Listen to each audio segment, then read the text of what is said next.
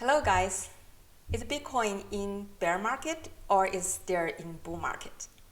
And the recent little price bump on the way up, what do you think about it? You think it is a fake bull trap or you call dead cat bounce? Or you think it's actually starting to have another bull run? And I'd like to hear your opinion about it. Please comment down below so I can see what you think about the next Bitcoin movement. And in this video, I'm going to share with you the two key levels that I'm watching in order to tell what is the next step for Bitcoin. And also, I want to talk about the stock to flow model so we can get some clue where the Bitcoin price headed for the rest of the year.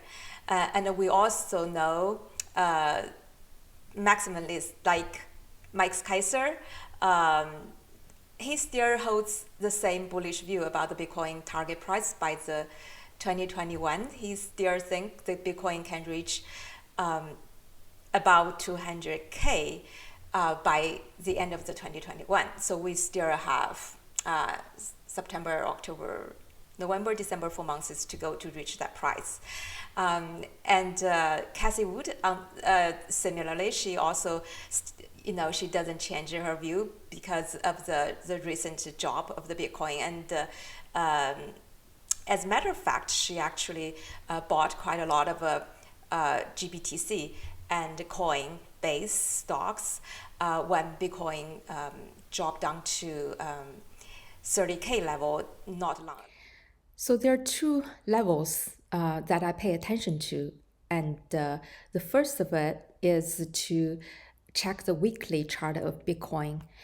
And this is the weekly chart. And one of the indicator I'm looking at is 21 weekly moving average that is showing this purple line.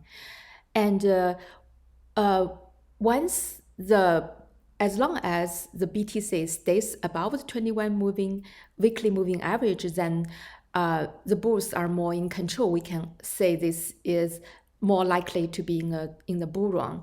So let's take a look here. Let's just zoom in a little bit here. Okay. So we can see since April 2020, and the Bitcoin break above 21 weekly moving average and then stays above it up until May 9th that week, right? We dropped down below this 21 weekly moving average. At the time was 47,000 level. So if you could, I would suggest at the time you could consider sell some of your Bitcoin position, because once that happens, it means the Bitcoin will stay below that range very likely for quite a while. And turns out it did, right? It's stays there for like 3 months, almost 3 months. And we go down below to as low as 28,000 actually. So it dropped quite significantly from 65, close to 65K, all the way down to near 29K. And so that's more than 50% drop. And then, but the good news, right, something looks promising is 2 weeks ago. And we see the Bitcoin price breaks above 21 weekly moving average again, so that it gets things more interesting now. So from that chart, that looks promising to me as long as it stays above it. So for this week, the 21 moving weekly average would be 43K. As long as Bitcoin price close above that and continue keep above this 21 weekly moving average, then I would say both are more in control, and it's still very likely, I would believe, Bitcoin price can still hit original target like a lot of people predicted, including Max Kaiser. It could reach to 200K by the end of this year. The other thing that I'm looking at is the 4-hour chart.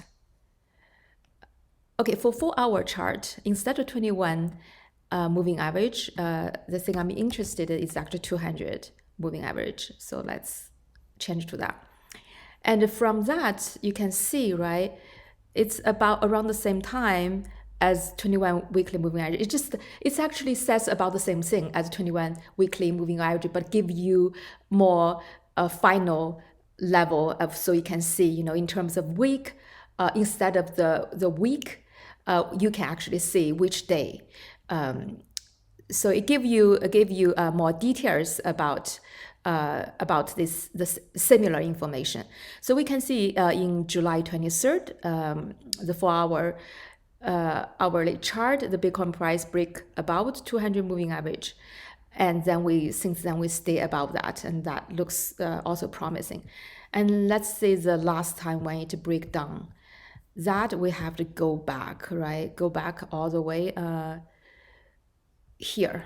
This is the time. So in April 18, that was a time that Bitcoin price actually break down to the 4-hour weekly chart. Let's see the price of that time is it's 58,000, right? If you look, so that's why if you look at the 4-hour chart, then you actually can sell at the time at a much higher price, because it give you in terms every 4 hour instead of, you know, every week. And here, so you can probably sell here, but you have to be careful about this. Sometimes it's just a false breakdown, right? So if as long as it stays down for quite a while, then it means it's more likely to stay down below it. And you can see since then this 200 moving average on 4-hour chart serves as a resistance level. Bitcoin price tried to break that level multiple times, made multiple attempts, but just keep going down below. So that time, during that 3 months period of time, this chart looks pretty bearish, right? Pretty bearish up until July 23rd. And that's the Bitcoin price breaks up this resistance level. This is the key level, 200 moving average on 4-hour chart.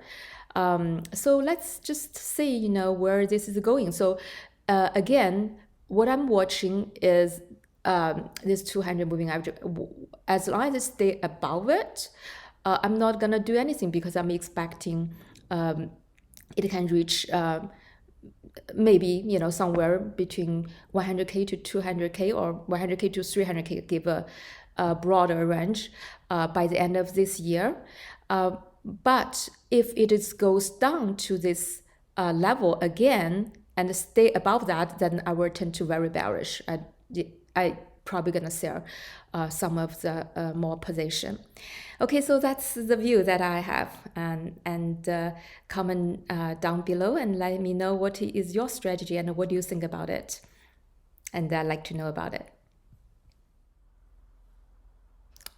The stock to flow model gives you idea about roughly after each halving and during each 4-year market cycle, the all-time high, you know, where the Bitcoin price could go, give you the upper bound and lower bound about it, because it's gonna be kind of bouncing around here, all these lines here, right? And this color that shows days until the next halving.